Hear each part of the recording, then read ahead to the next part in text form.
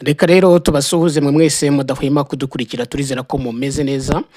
Iyi weekend yo ku wa gatandatu irimo kubafata neza. Reka rero tuze n'amakuru yacu n'amakuru ya News Lab TV nicyo tuba tubazaniye nta kindi tubazaniye. Turareba imirwano irimo guhuzamo 23 ndetse na FARDC mu misozi ya Uvira yafashe indi ntera. Turabigarukaho turibuze kubirambura, turibuze kujya muri Warikare, turibuze kureba ibintu 23 ikoze abaturage bose barishima. Barimo barashima, barimo barakoma mu mashyi, barimo baravuga bati niba ari ugusoza umwaka tusoje neza 23 murakabaho. Ni ibintu rero turi bugarukeho muri aya makuru yacu, ariko reka tubanze mbere yuko dutangira tubwire abakitwiyungaho abakigera hano kuri uru rubuga rushya rwa News Lab TV kugira ngo nyamuneka kora subscribe kugira ngo ujye ubasha kugerwaho n'amakuru tuba twaguteguriye. Abo dusanga mwe barabizi yuko tutajya tubatenguha, nawe rero iyongeremo kanda kuri subscribe kandi turashimira n'abamaze kubikora mwese. Reka rero tudatinze kuko niyo ntego twihaye, reka tubabwire amakuru ajyanye n'imirwano yiriwe ku rugamba 23 ikomeje kurwana hariya mu misozi yo hafi ya Uvira ndetse usa n'uwerekeza mu gice cya Fizi. 23 yakoze retre cyangwa kuva mu mujyi wa Uvira, ariko ntabwo yigeze ijya kure. Yagize gutya ikikiza imisozi, ijya mu misozi ikikije Uvira ku buryo Uvira irimo yireba mu birenge byayo. None rero uyu munsi ku wa gatandatu kuri iyi tariki ya 27 urusaku rw'amasasu menshi n'iturika ry'ibisasu biremereye byumvikanye mu misozi ihanamiye uduce twa Katongo ndetse na Kigongo two muri teritwari ya Uvira mu ntara ya Kivu y'Epfo. Ikaba ari situation nanone yo kurasana hagati ya 23 ndetse na FARDC. Biraturuka kuki? FARDC na Wazalendo barimo barashaka kugaruka muri Uvira, ariko 23 nayo ntishaka yuko bongera kugaruka muri Uvira, kuko kugaruka muri Uvira ni ikibazo gikomeye cyane yaba ku mutekano w'abaturage ndetse no kubindi. Gusa hari amakuru avuga ko ndetse anemezwa na Wazalendo, niba ari chantage simbizi, ariko hari amakuru avuga ko Wazalendo yamaze kugera muri Uvira ndetse ni ibintu binemezwa n'abayobozi bayo barimo Justin Bitakwira ndetse na Depite Willy Mishiki. Bemeza yuko Wazalendo yo yamaze kugera muri Uvira ndetse itegereje bagenzi babo cyangwa se bavandimwe babo FARDC. Gusa ariko uko 23 yo isobanura ko FARDC ndetse na Wazalendo barimo kurasa kugira ngo bagaruke muri Uvira. 23 ntiyemera ko Uvira yamaze kugera mu Wazalendo. Gusa uko kurasana none gufite ikindi kintu kuri buze kuvuga kubijyanye n'ibyo umuhuza yabwiwe na 23 ko Wazalendo na FARDC baramuka bagarutse ari muri Uvira 23 itazigera isubira inyuma, izongera igasubira mu mujyi wa Uvira. Ibi nabyo birimo birototera yuko bishobora kubuza mu gihe kitarambiranye. Amakuru rero aturuka hafi ya imirwano irimo kubera ubu ngubu agaragaza ko abarwanyi b'umutwe wa 23 none bari mu mirwano yeruye n'inyeshyamba za Wazalendo bafatanyije ku rugamba n'ingabo za FARDC. Kuva 23 irimo irarwana na Wazalendo na FARDC nk'ibisanzwe n'urugamba bamaze guhanganamo iminsi myinshi. Abaturage bo muri turiya duce twa Katongo ndetse na Kigongo bavuga ko ngo batewe impungenge zikomeye cyane n'amasasu akomeje kugenda yumvikana, aho bamwe batangiye guhunga ingo zabo bashaka ubuhungiro mu bindi bice bibonwa nk'ahantu hari umutekano usesuye. Harimo bamwe barimo kujya muri Uvira centre, Uvira nyine mu mujyi rwagati, abandi bakagenda basa n'abahunga bajya imbere, ariko naho babizeye ko abona umutekano. Izi mpungenge z'abaturage rero zishingiye kuko ngo iyi mirwano ishobora kwaguka ikagira ingaruka zikomeye ku buzima n'imibereho by'abasivili, cyane cyane abagore n'abana n'abageze mu zabukuru. Kugeza ubu ubuyobozi bw'igisirikare n'ubwa leta ya Kongo ntiburasohora itangazo rirambuye rigaragaza imibare y'abaguye muri iyi mirwano cyangwa ingaruka zayo ku baturage n'ibikorwa remezo, ariko ikintu gihari ni imirwano ikaze. Amasasu yiriwe yumvikana mu misozi ya Katongo ndetse na Kigongo iri ikikije nyine Uvira. Kugeza ubu rero ubuyobozi nubwo nta kintu buratangaza, imirwano y'uyu munsi irakurikira indi komeye imaze iminsi 4 isakiranya FARDC na M23 mu bice bitandukanye bya teritwari za Uvira ndetse na Fizi muri Makobola niho habaye imirwano ikomeye, ndetse ejo bundi byatangajwe ko M23 yavuye muri Makobola hariya muri Fizi, ariko hari amakuru agezweho. M23 imanuye icyitwa Special Force.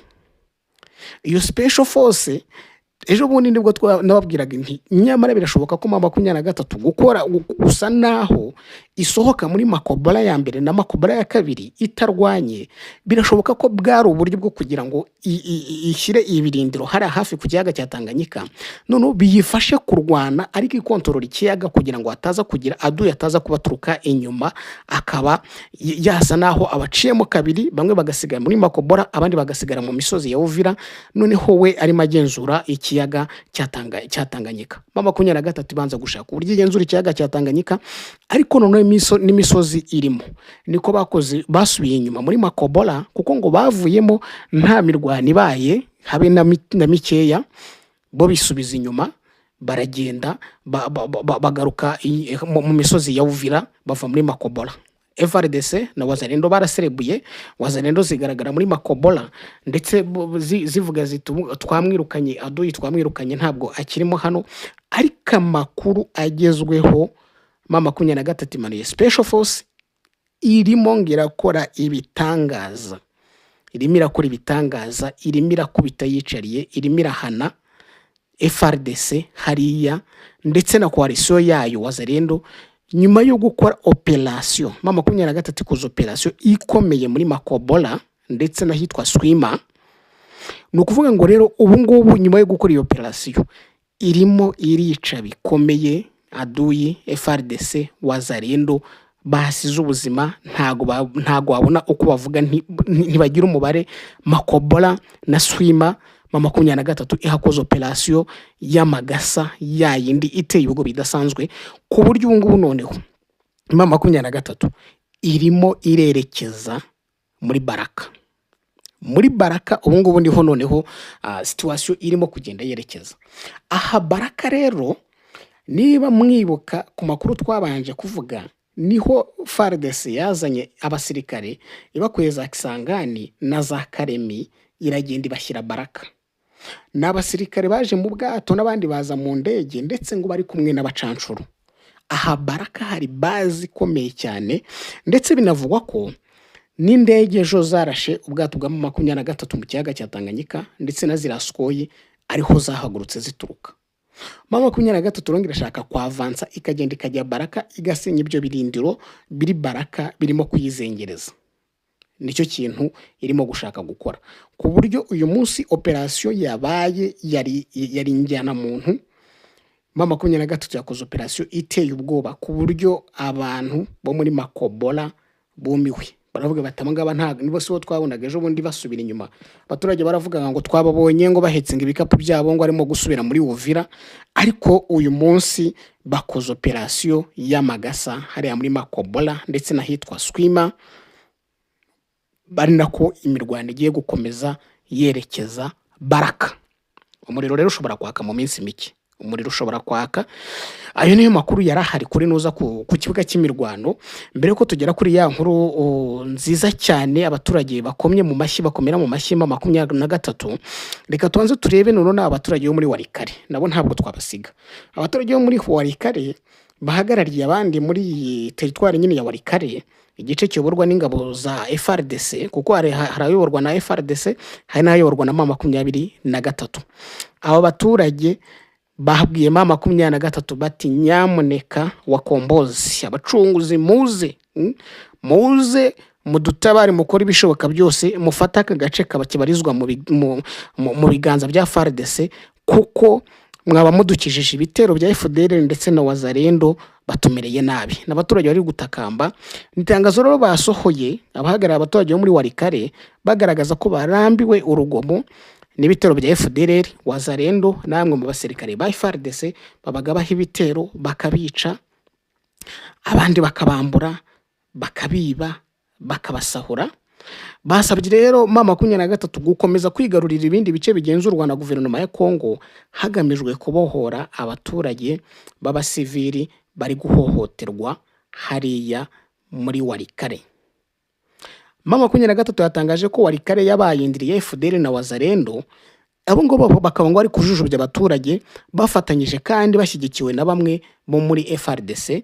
Ibi gatuma abaturage bo muri ako gace bakomeza kubura umutekano kubera ihohoterwa, gutwika no guhutaza uburenganzira bwa muntu birimo gukorwa hariya muri kiriya gice cya Walikale kitarabohorwa na M23. Aho babohoye rero, ejo muri twabonye abaturage bari mu nzira yaba za Goma, yaba za Walikale, yaba za Rucuru, yaba za Uvira, yaba Bukavu, bavuga bati turabasabye nyamuneka ntimuve muri Bukavu M23, mubohora abaturage baho, mukomeze mugende mubohore n'ibindi bice FRDC irimo kugenda igirira n'aba baturage na Wazalendo, mugende nabo mubibuke, mugende mubabohore. Ubu rero abaturage ba Walikale basohoye itangazo baranarisoma rwose bati M23 turagusabye ngwino utubohore natwe tumeze nabi.